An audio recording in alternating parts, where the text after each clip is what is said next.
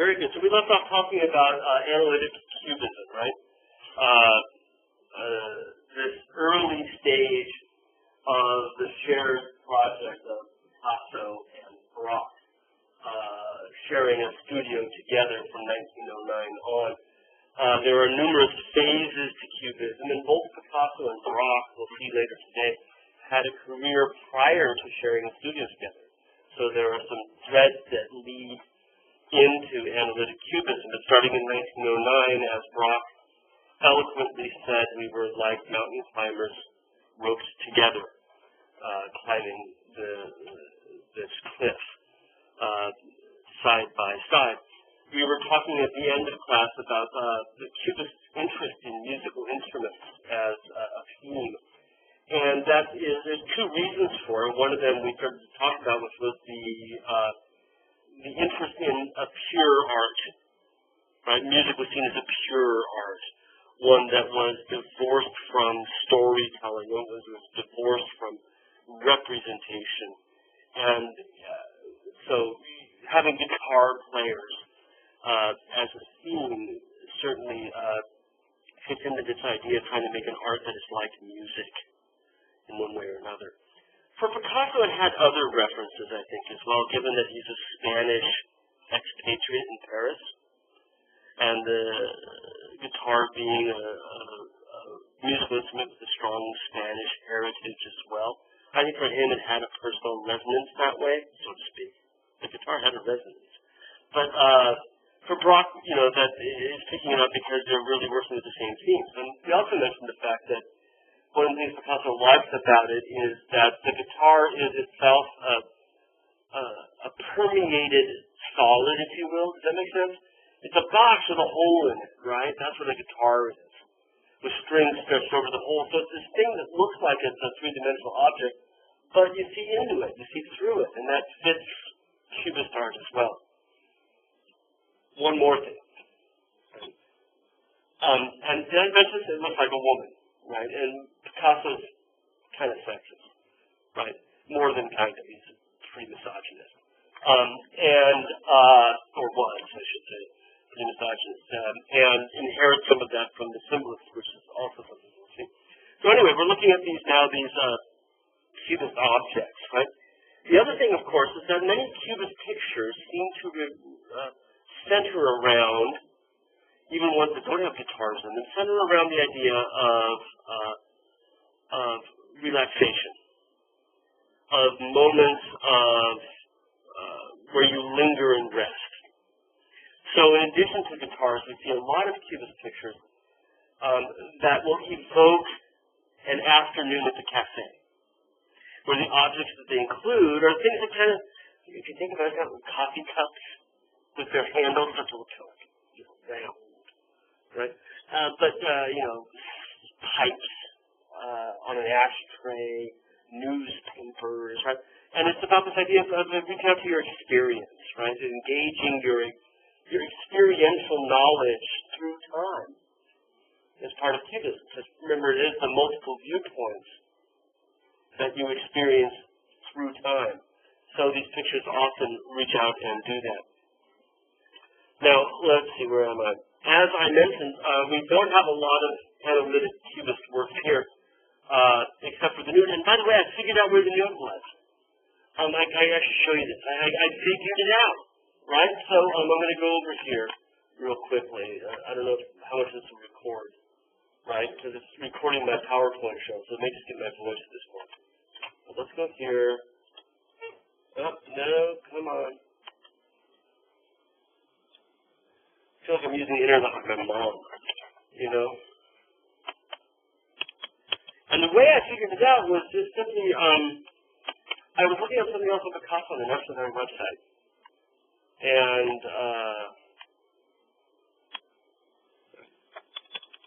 when I saw it small, it just made sense, right? So I go down here, click on this works. Come on, react.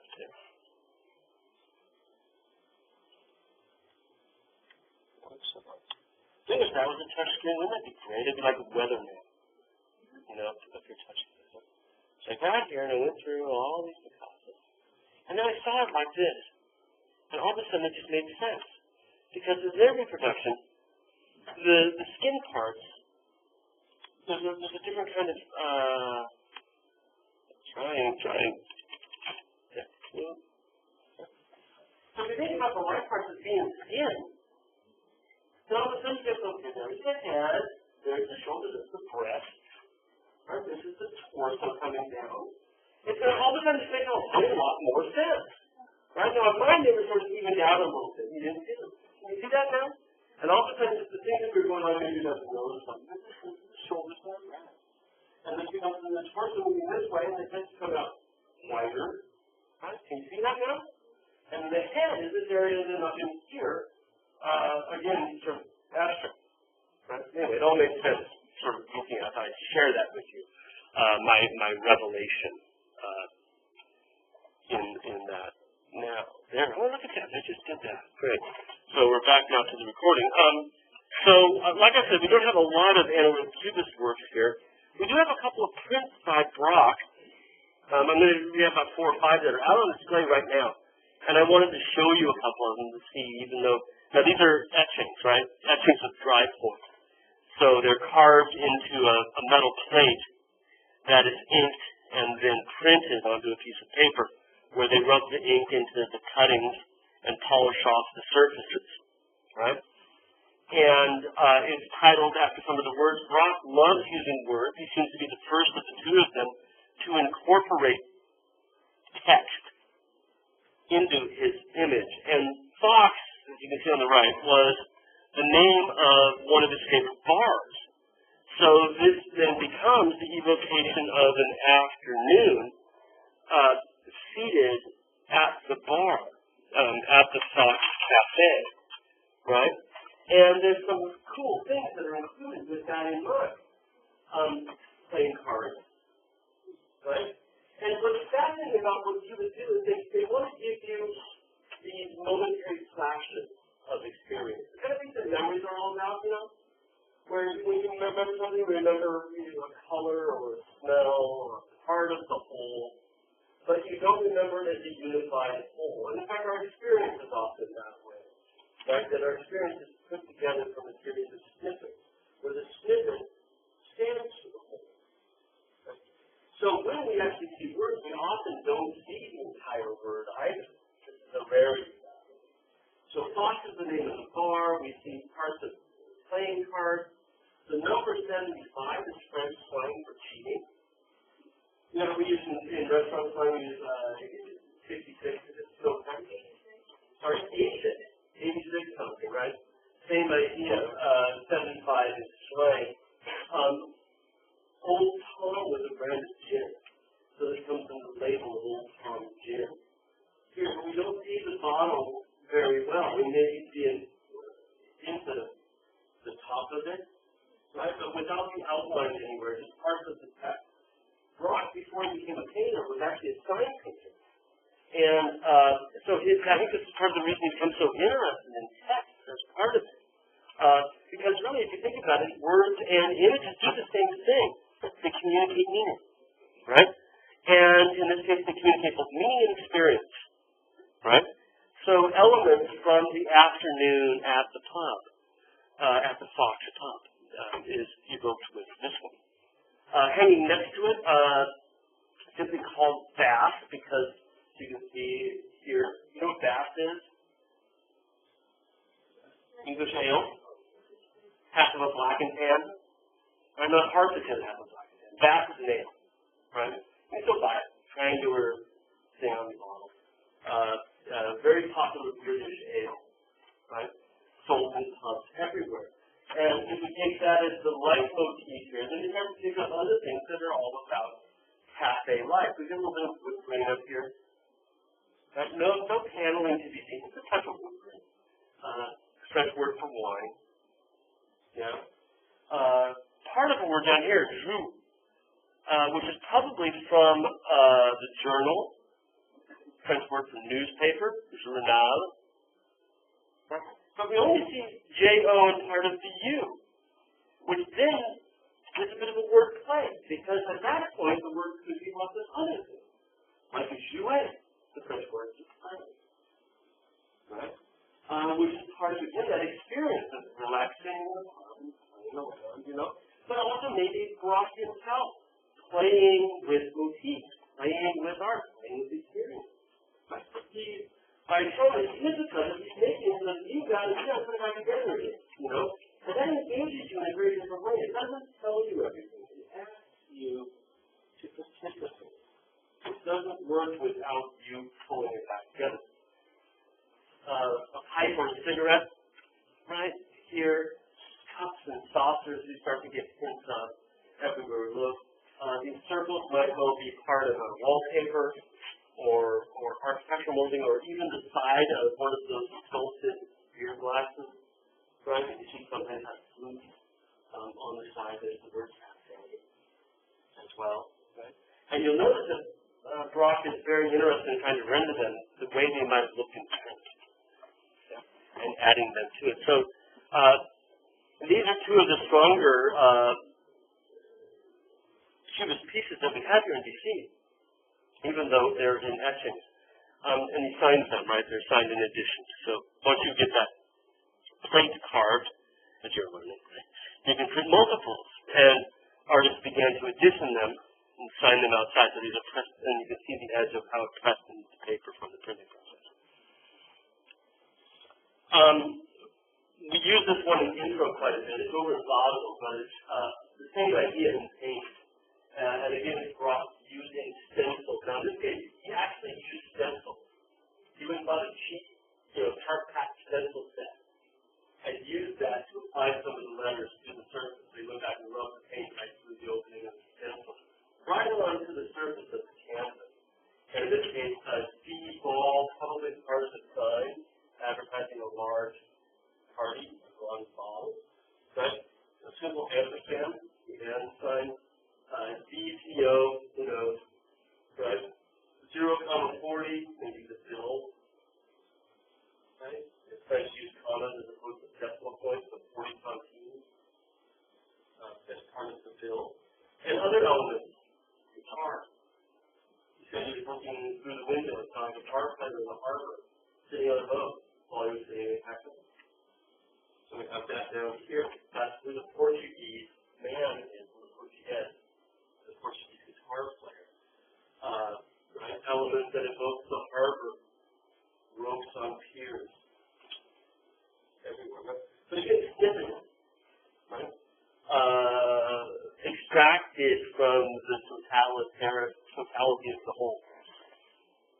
Now, in these three works by Brock that we're looking at, what we're seeing is something that Brock brings to the game that's new, that Picasso hadn't thought of. And that's this idea of words. And it comes out of his previous job as a sign painter. And he begins to do these things where he adds words right onto the surface, like the ball up there in the upper right corner, that remind you very much that you're not looking at anything but a surface covered with paint.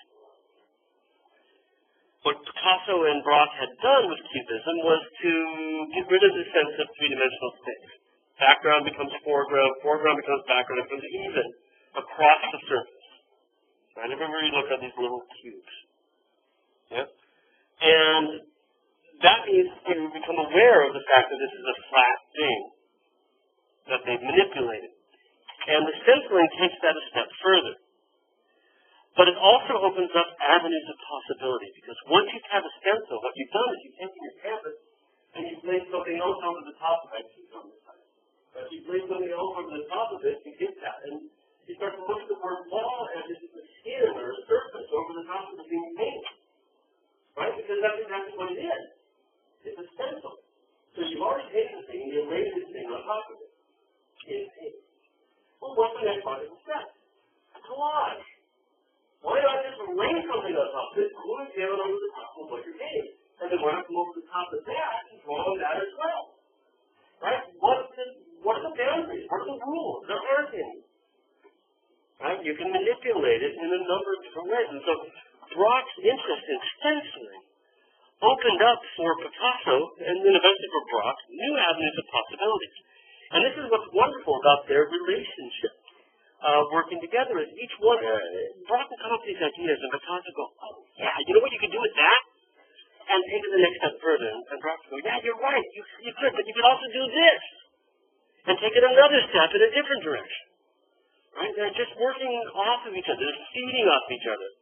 In this incredible way. So what we find is a few years later, what Braque is doing is instead of drawing wood paneling, he'll get a piece of sticky paper with wood grain on it, the kind of thing you would put inside a drawer underneath silverware, right on the canvas, or some wallpaper, right? And then draw over the top of this. It's utterly collaged, right? In fact, they are credited with having invented collage. And now we can see our wood grain paper and how it's been pressed into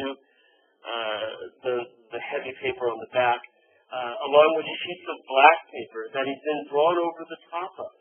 And why does he use the wood grain? Because he's got a guitar there. He wants something that evokes part of the idea of the guitar, made of wood. So he gets that idea in your head, the idea of wood, by attaching just a piece of wood grain paper right to the surface of the canvas and throwing over the top. Braque was quite aware of the wordplay. He liked Bach, because it sounded like Brock, right? And he did quite a few pictures that were homage to Bach. And this is a Bach aria, so again it's appealing to our senses, but done in a new way, right? And this second phase of Cubism that we see, heralded by what Braque is doing, first stenciling, and then through collage, is what we call synthetic Cubism. So it's a very different approach to the same idea. Right? Both of them use fragments to allude to the whole. Both of them appeal to your experience elapsing over a long period of time. But the difference is that one is based on visual experience that has been deconstructed. That's analytic cubism. That's the early stuff. Where we take our visual experience, we deconstruct it, we break it down into parts, and then reconstruct it. And we paint it all, and we take into account multiple viewpoints around an object still. Right? And when it's reconstructed, it's still putting back together an object. Yeah? Synthetic cubism uses disparate, different things and juxtaposes them with each other. And it's through the juxtaposition that you synthesize, synthetic, you synthesize meaning by seeing these different things together. Some of them are drawn, some of them are collaged. So the meaning of the aria de Bach becomes clearer from having collaged in that piece of wood grain paper.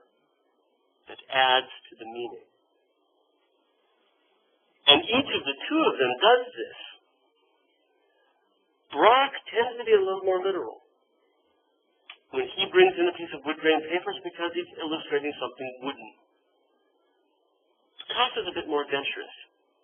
He'll start to put wood where it doesn't belong. So we use newspaper texts that sometimes have something to do with the thing that's collaged, but sometimes have absolutely nothing to do with it. Whereas Braque's a bit more literal. So they're looking at each other's works and seeing this is our new step. This is synthetic cubism. Different objects that you synthesize together rather than a single object that has been analyzed. Right? Analytic versus synthetic. Right. Again, a nice close-up just because I got some good photos left when I was down there. What's interesting is the degree to which we'll see both Picasso and Braque take the collage bits, excuse me, and sometimes shade them so they look like they're floating on the surface. Right? So you get some added charcoal shading on the back. But also then stick into it some of the drawings so that some is on top and some is underneath and some is in white and some is in black. It's really quite an adventurous way of painting, but again, it's still very, very cubist in so many different ways. Picasso, the cup of coffee is another of these images of cafe life, right? Our coffee down below, you can see is on two different cutout sheets of paper. that have been shaded to look as if they're floating when in fact they really aren't. There's a close-up of the cup of coffee coming here, right? And part of it does in fact float. Here you see the pinhole, the other parts are drawing the shadow underneath to make it look as if it's floating. You're still creating a three-dimensionality. And I love this in that it's just, you sort of cut out the shape of something reflecting something like a saucer, but more like architectural molding, and then just draws that ear shape for the handle.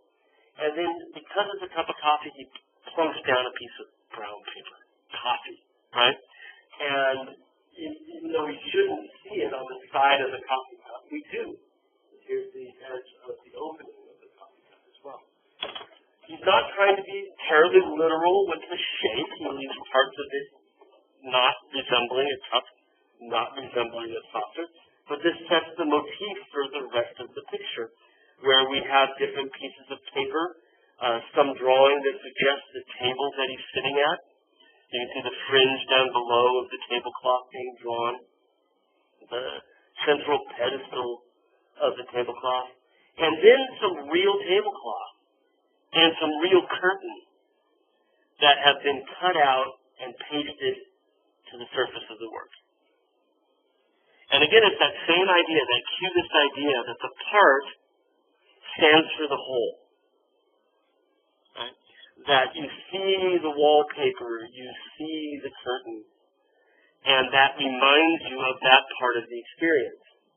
He's laid the curtain down as if it were tablecloth, though. The bit that's brown is part of curtain material, right? And it's been laid down differently for him. As we look at all of these, you see that the shadowing on the side of that blue paper, which looks like it's lifted up, that it's a three-dimensional construction, is in fact just Picasso messing with you, right? And what looks like wallpaper above is in fact itself stenciled as well. This is again some of the potential that Braque introduced that Picasso was developing, right? Interest in printed things, whether they're textiles or papers.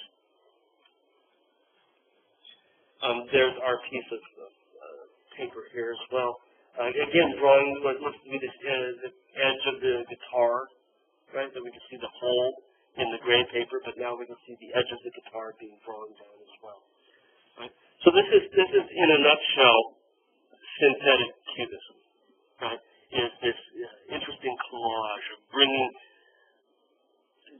different things together and creating meaning from the clash, right? Things that don't necessarily go together, only go together because the artist has put them there.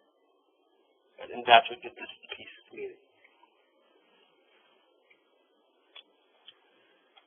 Now, while Picasso and Braque are really the core of the Cubist movement, it really is Cubism as it begins and develops. It's this dialogue between Picasso and Braque. Other artists came to be part of the Cubist movement. They saw what they were doing and began to investigate other possibilities. And the most famous of these, and really for my money probably the best of them, is Juan Gris. He's a Spanish artist as well. Interestingly, his French name means gray, and yet he brings something to the equation that wasn't there before, and that's color. And I've always wondered psychologically, he's coming to France. He came to France specifically to find Picasso. He'd seen reproductions of some of the stuff. He knew Picasso was a Spaniard as well. He comes to Paris looking for Picasso, right? They're both from Barcelona, I think, originally. And he finds him, and they actually become really good friends, right? He starts to hang out with Picasso and Braque, becomes very tight with the circle. And around 1911, just as Braque is beginning to experiment with stenciling, Juan Gris comes in and starts making incredibly colorful Cubist pictures. And some of the color that we see, even in the cup of coffee, but also in later Picasso and Braque, probably comes from their experience working near Juan Gris. And I like this idea that the man whose name is Gray is the one who introduced color to Cubism. Right? So this is not collage at all, but it looks like it, right? It's painted to look like collage. So it's picking up on a synthetic cubist aesthetic of different objects that juxtapose. But he's painting everything. He's not collaging anything. There's nothing here that isn't what it seems, with the exception of the green bit in the middle, which is something he does quite well, and quite often. It's a piece of cardboard that has paint on it, but he's mixed into the paint sand. So he takes his paint on the palette, right? And he's going to start just chucking sand into it so it becomes gritty and thick. And he adds that to a piece of cardboard that's down on the surface. And he adds this texture, right, overall to the surface. So you can see that unlike even our earlier Picassos, even the analytic side, how much he's interested in the three-dimensional quality of paint. Look at the blue in the upper right corner, where there's not as much sand. But also that green bit right in the middle. The degree to which that becomes this lumpy, it looks like an old relief map, you know, that you might have in your parents' living room or something. And bits of it down here as well. Again, Cubist themes, card playing, fake wood graining, right? All to evoke this experience of relaxation time, right? Not work per se, but leisure. It's a hard element of it. What game they're playing is anybody's guess. Also agree again, the color in these is fantastic. Right? Green's color is really, really saturated and terrific. And here he's picked up on those things that Picasso and Braque are doing in the afternoon at the cafe. So he's been reading the paper. In the journal, we see more of the word now, right? The newspaper. Drinking a cup of beer, a glass of beer, right? And glass here, smoking pipe. Here, maybe a teapot or something. Up here, going over the surface. But again, broken, so that often the part stands for the whole. Over here, the white bit must be a movie ticket. And the title of the word tells us what movie it is. Fentanyl. I didn't know this when I first taught this class, but now I can find this. We'll get to that, right? So let's work our way through. We can start to see how adept he is at using that one stencil that looks like a lot of these stencils, but you notice that the colors change whenever he moves from one painted element to the next. So the yellow bit and the green bit and the white bit and the wood grain bit are all changes that look like they've been collaged, right? But they haven't. They've just been painted. And then when he paints the words for journal, he's got to switch from yellow to green to black in order to have them stand out against those different collages. So it's as if the collage changes the nature of the journal, right? By having colorfully printing paper over bits, right? And then puts a chain what's underneath it. There's a wood graining as well, and you can see some back in even with what looks like fingertips, perhaps. All he's doing is scratching into the brown paint to give it a sense of wood graining. We have other bits that look like architectural molding that have been painted up here. A sense of the floor down below, the tile floor. Right? All of it is capturing the sense of what it's like to be at a cafe. A leisurely afternoon. Where you don't have to work any work to do. You're going to go to the movies, sit around, read a novel, smoke a pipe, have a beer, maybe have some tea, read the journal, right? Spend the entire day without any homework, right? Have the day, when was the last time I had one of those, right? Fantomas, it was a series of dime store novels, right? Cheap novels. And there were a bunch of these in the early 20th century that were really popular, and they're about sort of criminal mastermind who's going to take over the world. Master of disguises. Never know when he's out there. He's going to come and he's going to get you, right? And you start. It's sort of like the Count of Monte Cristo. If you've ever read that, a great sort of 19th century novel about somebody seeking revenge and can change his appearance. Nobody can ever recognize him. And Fentanyl was like that. He often wore a mask when we saw him, but he's gonna dominate the world by working through the sewers, right, from the underworld. Here's the cover of the first event of my novel, right? And what's interesting is that later ones picked up that 65 centime thing, which you see he's picked up there. And in 1913, these began to be made into movies. You know, Eat Your Heart Out, Harry Potter, right? These were so popular, they started making movies out of them in 1913. Sound and Film. They're on Netflix, you can stream them, right? They're pretty fun. And they're still being made in 1915, and they're hugely popular, right? As a type of cinema, it's sort of world takeover cinema. They're all over Europe at the time. And so Juan Gris has been to the movies. They have a movie ticket there. And now he's got the novel based on the movie. He's going to sit down and read it and maybe spend some time looking at world affairs. It's 1915 after all. There's a war going on, you know?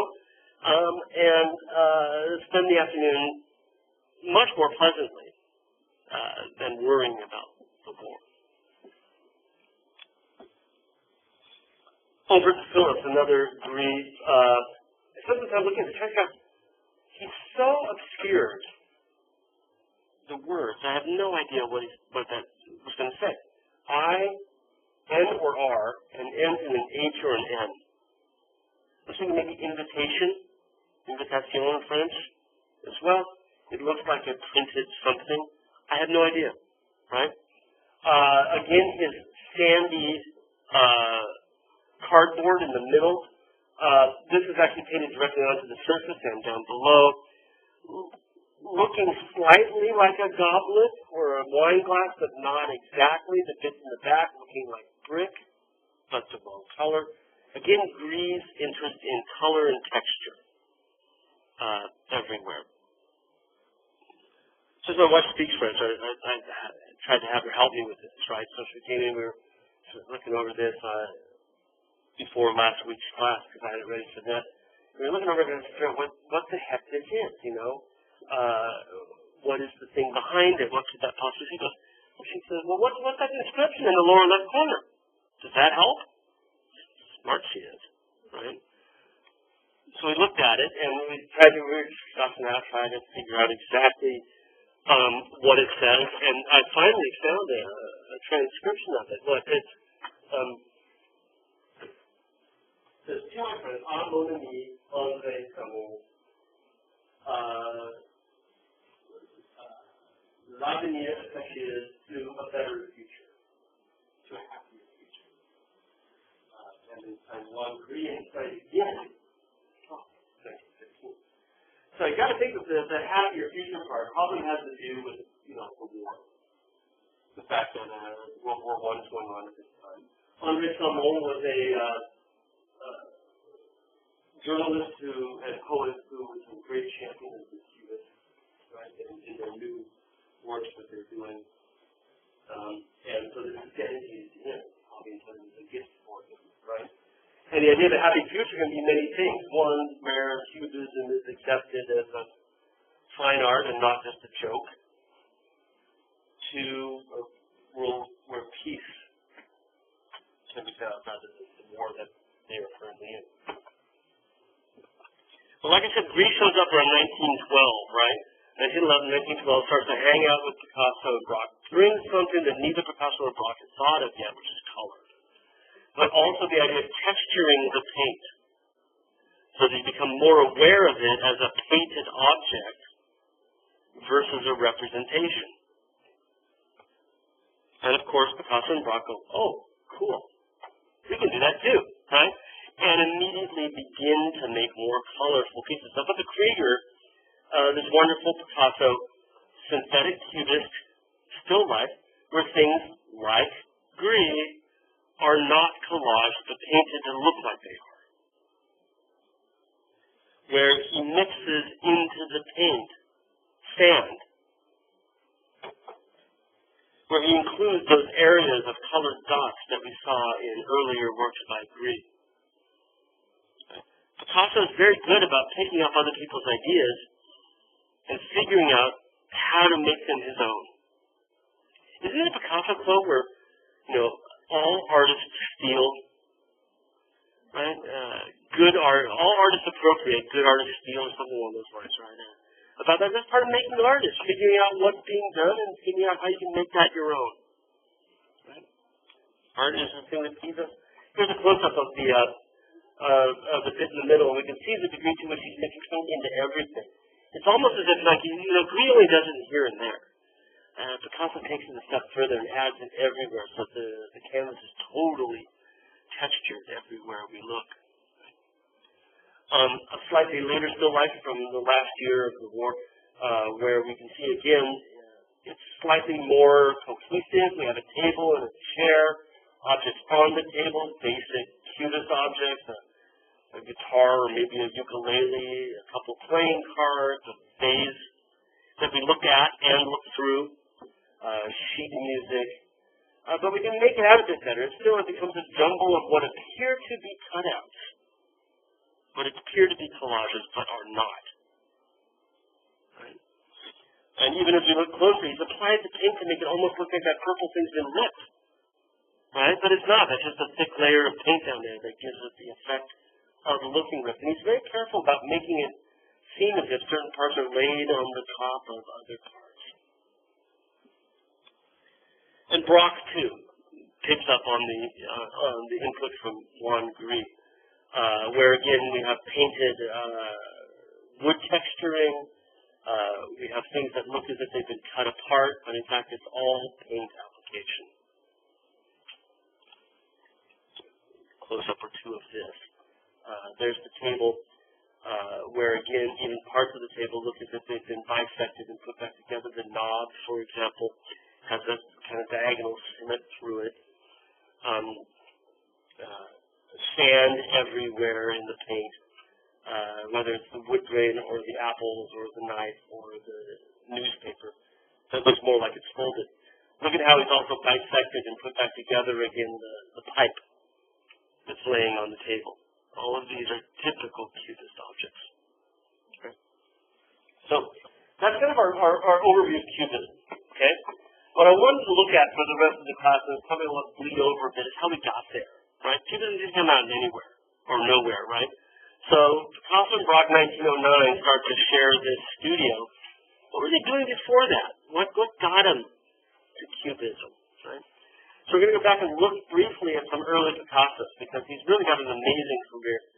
And we'll come back to him later, because he goes on with a very strong career even after Cubism. So here we are at the turn of the century. Picasso is at this point about 20 years old. Right? He was born in 1881. A child prodigy, making fantastic pictures, very skilled academic paintings. Very real, back to him, very realistic. By the time he's like 15. Hate him, right? And he remains through his career an amazing draftsman that you don't often remember because we're so used to the Cubist stuff. So he moves to Paris around 1900, because Paris is where you go if you want to be an artist, right? You can't sit in the backwaters of Barcelona, right? He goes to Paris. And he's actually fairly successful. There's a series of those sort of cafe scenes. Again, that's some of the roots of where we're going with Cubism. So there's been a lot of Impressionist cafe scenes, and he kind of gets into that a little bit more expressive than many of your standard Cubists. Usually with very, very bright colors. These reds and these yellows dominate some of his earliest work. He has this big exhibition, right, at a gallery.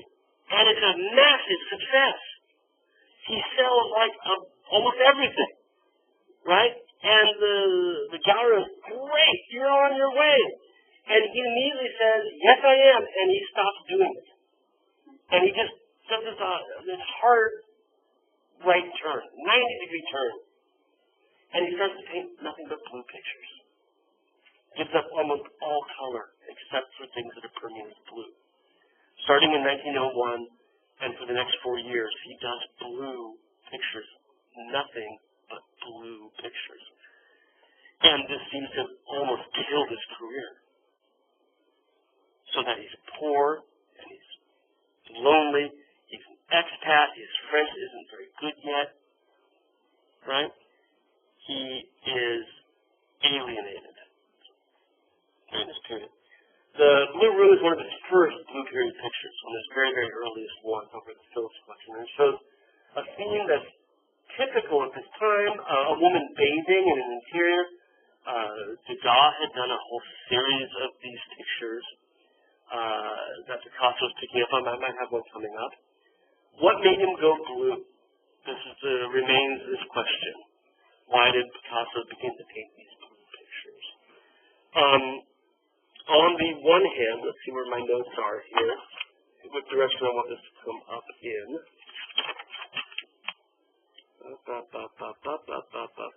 Right.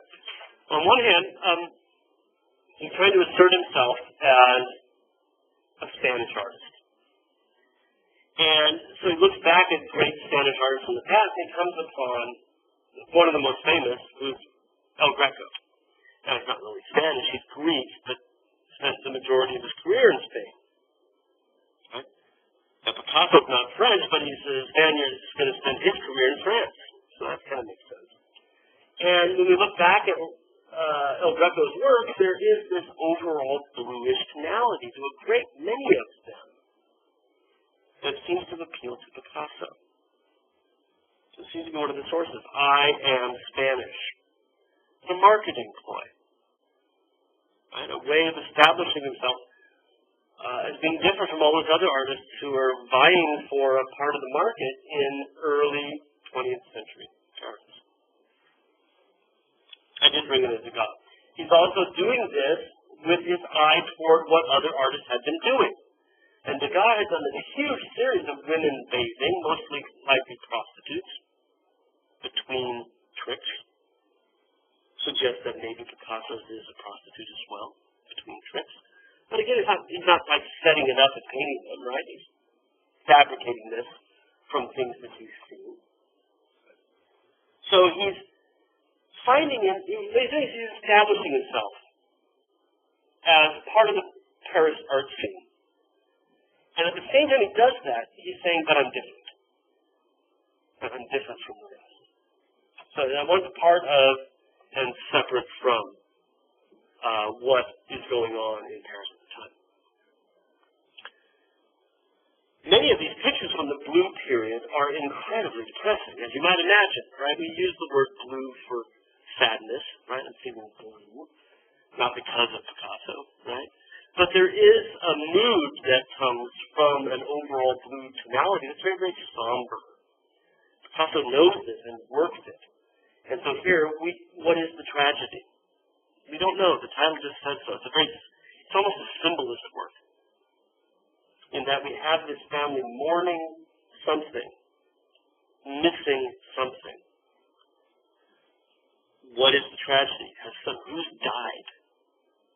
Is it the death of hope? Is it a sense of alienation? He certainly amplifies that by putting them on this barren seashore. There's nothing back there. Picasso, at this point in his life, was in fact quite sad. Not only are these pictures not doing so well, but he's going to forfeit it anyway. Right? But over and above that, he had some personal tragedy as well. His sister, who he loved dearly, has recently died. Right? And one of his closest friends had also recently died. So he's really feeling down in the dumps as he makes these different works. Add to that economic hardship, add to that being an expat, not really speaking the language as well as he might, feeling alone. This is about Picasso and not me, but I lived in Brussels for a couple of years. My French was nowhere near as good as Karen's. And I would go for entire days where I didn't speak to anybody because I was afraid to open my mouth and stick my foot in, you know? And you have a profound sense of alienation when you live abroad, because you're not part of that society, right? When you read about the politics, you don't get it. It doesn't make sense, you know? When you hear a weather report, you only hear part of it, and then when they say, oh, there's a storm brewing over to Turin, you don't even know where that is. You know, there's this amazing sense of not being anywhere, that no one knows you're really even there, that you're a ghost. And I think Picasso's tapping into that with this work, and others from the same period.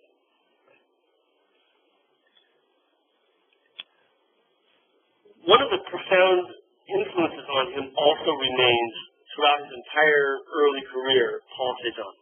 He loves the works of Cézanne, who we started with when we talked about modern art.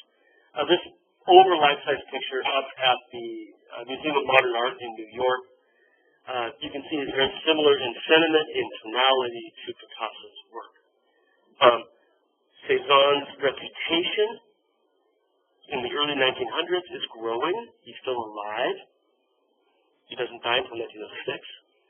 And even though Cézanne's reputation through much of the 19th century suffered, by the early 20th century, people are starting to figure it out. They're trying to understand what a fantastic painter he is. And Picasso is one of them. Look at how they both treat the sky.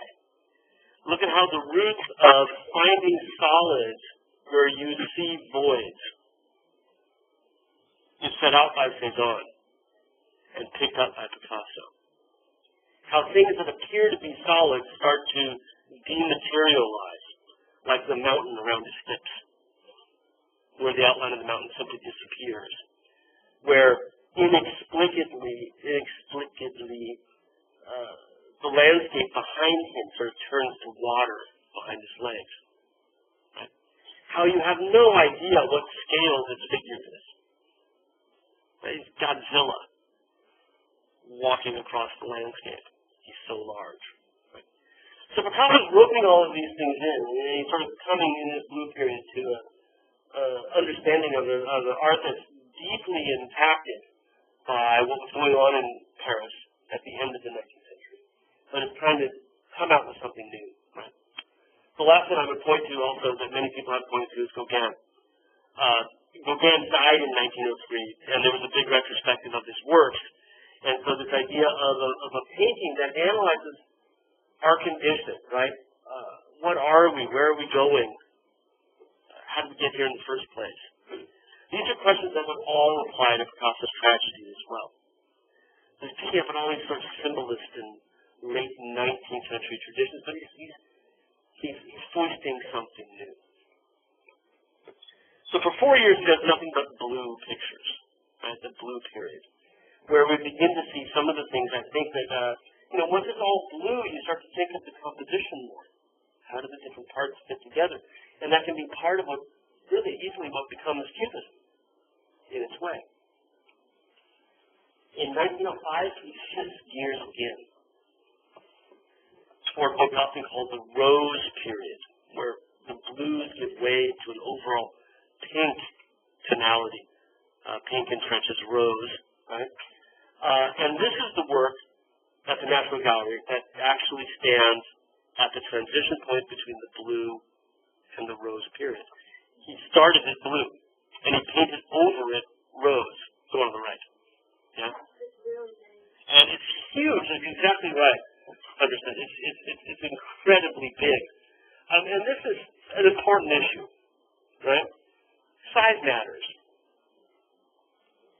And we talked about this with Matisse, right, with The Joy of Life. When an artist comes out with a picture, this is roughly 7 feet square.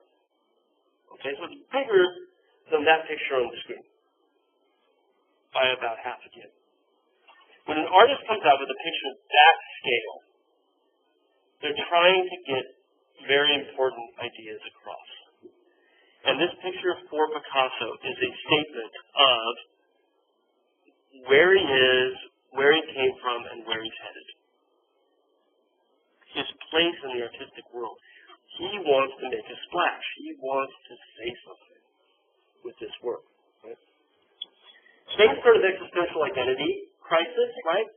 This group of people on this barren plain, there is no there. People talk about the fact that in order to afford to live, Picasso's living on the outskirts in a part of Paris that hadn't yet developed much. So there were these barren stretches out there.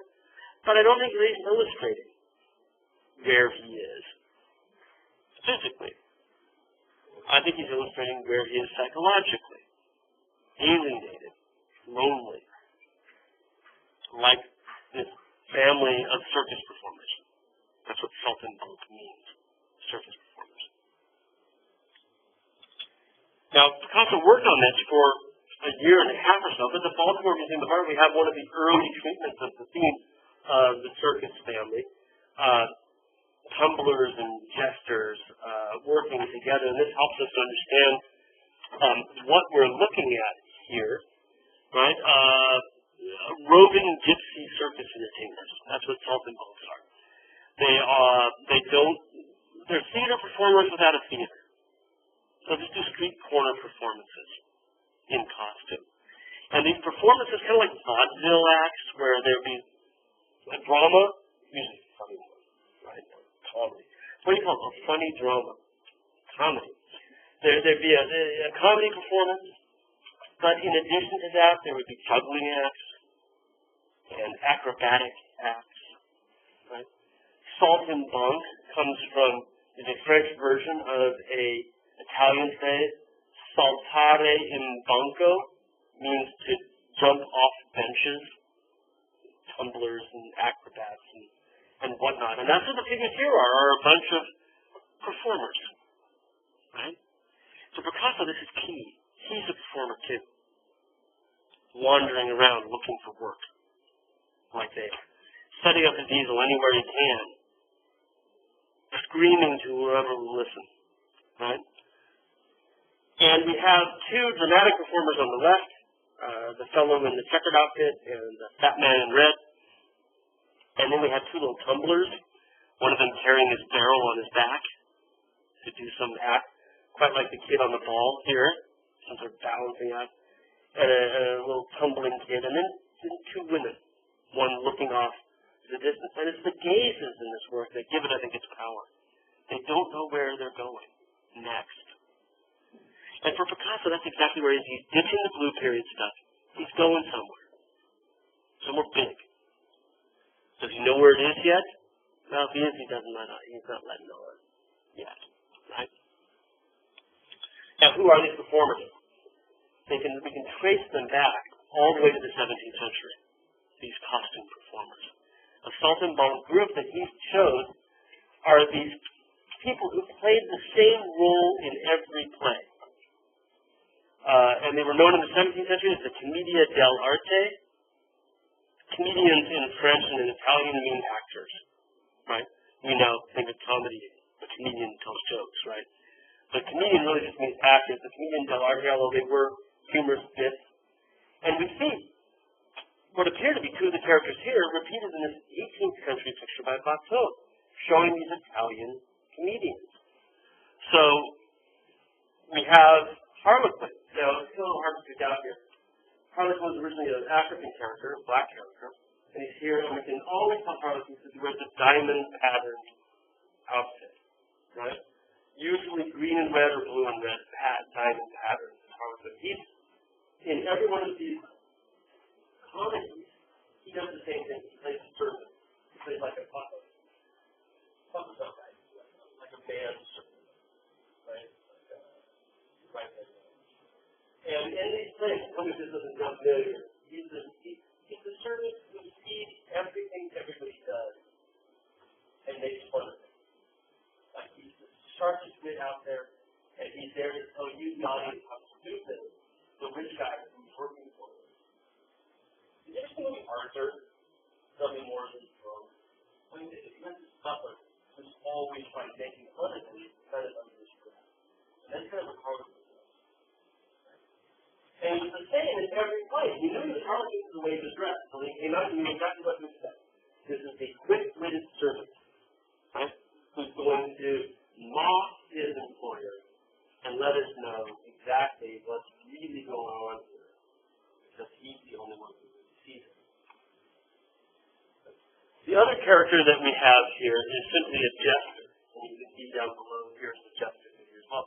And Picasso has turned him into this monstrously heavy fellow on the right.